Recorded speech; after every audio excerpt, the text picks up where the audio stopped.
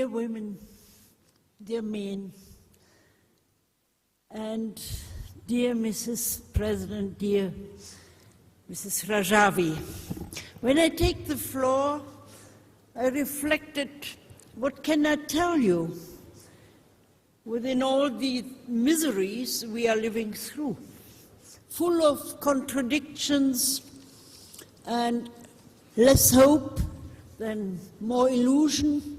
And let me say, from where I take my hope, of course we need international law.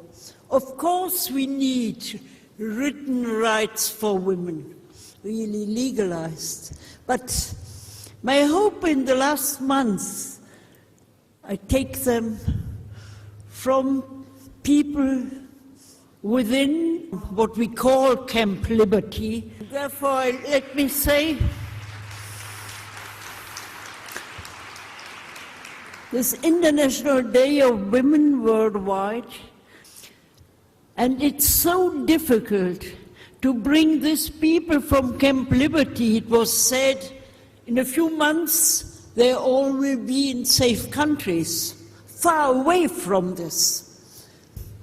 And do we really learn from these people who don't give up? We are so easy, so in certain situations we say it's not possible. Yes, it's much more possible than we are bringing together. And therefore, let me say, it was already, you have already spoken about the hostages, 6 women and 1 man. It's a scandal against all international law. Nobody knows where they are.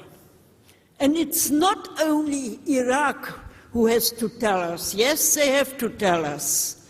But where's UN?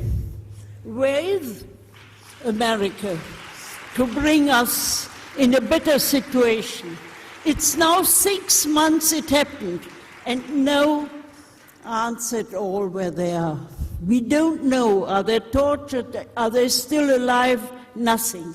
That's really a brutal policy against human beings. And therefore, we have to stand up. What was already said this afternoon, believe me, the time I spent with this group, with Mrs. Rajavi, I learned it's so difficult to get forward, to persuade people. Look what she did, also with the people going for hunger strike, no longer believing at an alternative.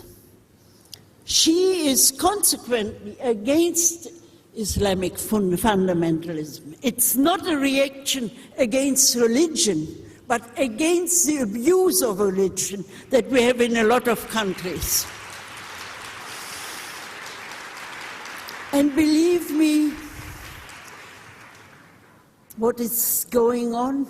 Let's work for democracy. Those people, also we as women, living in democratic countries, sometimes I have the impression we ignore, we don't know what is the importance and the relevance of freedom. Sometimes people, maybe in Eastern Europe, maybe in the Middle East, maybe in Iran, they have much more courage than we have. So don't say we can't do nothing. We are more powerful compared to our belief. I said it already, and therefore for me it's so important that we have this kind of gatherings. Then I have to say, against all bad messages, we were successful on the European level, more and more. When you listen to our parliamentarians from the European Parliament, Ms. Rajavi can even speak of our own experience, we get more and more people who we can persuade. It's the same, a very long story in the United States. It was in 2012 that the highest court of justice in the United States had to abolish this discrimination of Iranian resistance. So it's difficult, yes, but never give up. That's my conviction. As long as we can move, we will not stop. And so it's important for me to have such persons. We need them going forward, showing us ways to bring changement.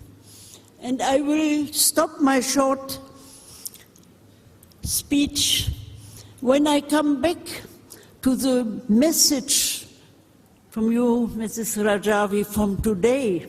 My hope, and I'm convinced, she said, that women will bring us to another future. Then I can have this message also from the UN or UNHCR. But let me insist. Still, we are very often objects, not subjects. And the power of the dictators, sometimes I believe they fear us, and therefore their pressure to torture us, to give us no rights, is their own uncertainty.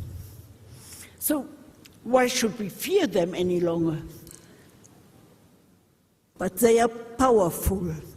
And insofar, we need, on the one side, confidence, interrelationship, cooperation instead of confrontation. But believe me, we also need clear perception, clear conviction, not only rational approach, but emotional and social approach. I hope you will make your first step when you are at home to say now the resolution to our government, and when they don't answer a second and a third time, we get forward when we stick together. We have to learn more solidarity from those who are suffering in a very, very difficult situation. Thank you.